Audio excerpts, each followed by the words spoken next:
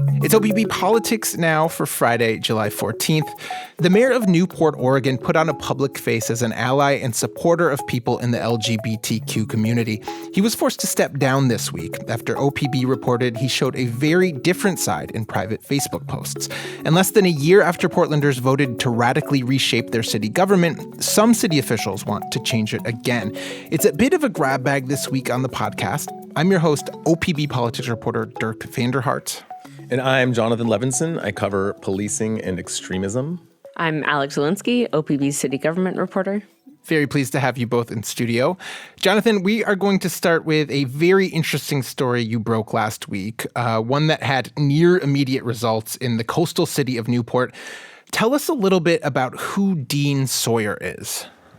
Dean Sawyer was a Newport police officer for 30 years. He was elected mayor in 2018 and then reelected twice, first in 2020 and then in 2022. Even before this incident we're going to talk about, his time in office wasn't without scandal.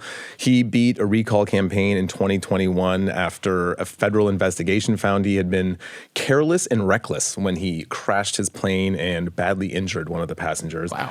Yeah, the federal investigation found a slew of problems. Sawyer had failed to check fuel levels on the plane before taking off. His plane had not had a required annual inspection in 4 years.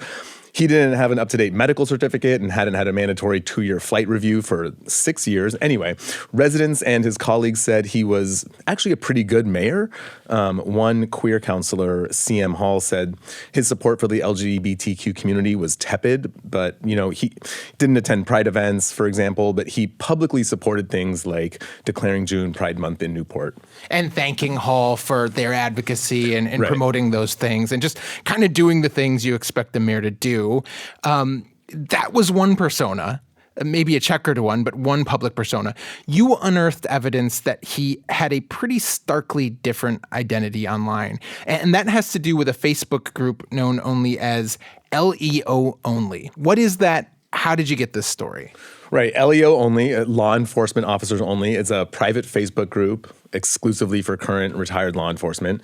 It's about 39,000 members. And to the extent that we were able to review posts in the group, a lot of it's kind of boring, right? People asking for restaurant or hotel advice in cities that they're going to go visit. And a lot of the typical kind of complaining you would expect from anytime workers in a field get together and sort of complain about the specifics of their work. But there are also a lot of political posts, a lot of content amplifying hot button culture war issues. And Sawyer appears to have really leaned into that specific aspect of this group. We received and were able to verify more than 40 posts that he had made going back to 2016. And they targeted pretty much everyone, women, LGBTQ people, immigrants, non-English speakers. Really, at one point or another, he targeted everyone except for straight white men. Mm. Yeah, and you were able to access this private group. So someone granted you access and was able to help you confirm that he was making these posts. Someone sent us the posts. Gotcha. And these are things, as you mentioned, that a lot of people in Sawyer's town would find offensive. In fact, they did find them offensive once you publicized them. I know these are sensitive and as we're saying, offensive thing. I mean, can you give us an idea of some specifics of the kinds of things he was posting? Yeah, we put some of them in the story so people go online and see them. But there was a post joking about putting women in the trunks of cars. There was a post wishing that U.S. law enforcement could use violence against undocumented people. There was one wishing that the Portland police had used violence against someone who had fled a traffic stop. More recently, a lot of his posts targeted the trans community. They're pretty crass, but the posts made fun of Leah Thomas, who the trans swimmer. They went after Bud Light for its business relationship with trans influencer Dylan Mulvaney. And these are two lightning rod issues in the far right. Mm-hmm. Other posts made fun of trans dancers and yeah. And people that are listening know the internet. They know that these memes can get pretty ugly pretty quick. And that is very much the case here. These are not the kinds of views most people would want or expect their mayor to hold. You asked Sawyer about these posts in what I imagine was not the most comfortable interview. What did he say? So when I first called him and asked him about them, his response was, he said, these are private posts. This is a private group. You can't be looking at those. You can't publish that. And then he said he had no comment. And that was the end of that conversation. And he called me back a little while later. He said, you know, he loves Newport for its diversity. He said his comments in private don't reflect his true values. He said that the public should judge him on his public persona instead. And in his resignation letter Monday, he apologized and acknowledged that he had hurt people that he cared about. But he also offered a more polished version of that same sentiment, differentiating between public and private actions. He said he always strove to do what's best for Newport, but that his online persona has become too polarizing for him to continue. Well, right. He wants to have it one way, and that is not how it worked out for Mayor Sawyer. His colleagues on the Newport City Council were shocked and very offended by this. Members of the community reacted very strongly. What was that like? Yeah, the backlash was swift. We published this last Friday, and Newport, Oregon Pride organized a protest, had over 100 people show up at City Hall the following day. All of Sawyer's colleagues on city council attended except for one who had to work. Most of them vocally demanded that he resign. The sentiment among them was that the community was too badly hurt and that there really wasn't a path forward with him staying in office. The Newport police chief and Lincoln County sheriff both condemned his actions and distanced themselves from him and law enforcement. Two of the councilors met with him on Sunday to encourage him to do what's best for the city and not think about himself. And then Monday morning, just before a special city council session was scheduled to sort of figure out what they were going to do, he resigned. And as you said, he sort of formally stated some things in his resignation letter.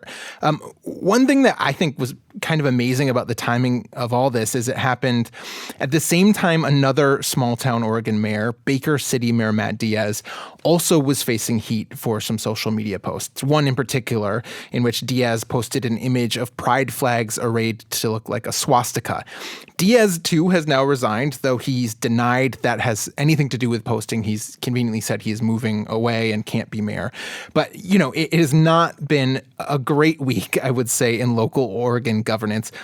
What happens now in Newport now that Sawyer is gone? City Council President Jan Kaplan is now the acting mayor, and council's meeting next week to determine a timetable to appoint a permanent replacement to complete his term. Gotcha. You know, you cover extremism in the state in the Northwest, Jonathan. Does this have something to tell us, I guess, about discourse in Oregon and the nation right now? Is this just two random mayors on opposite sides of the state making mistakes? How do you view these two things interacting with it? That's a tough question. I don't know if it's just two random mayors coincidentally expressing hateful views, but I also don't want to get too carried away sort of drawing these broad conclusions about two very specific incidents.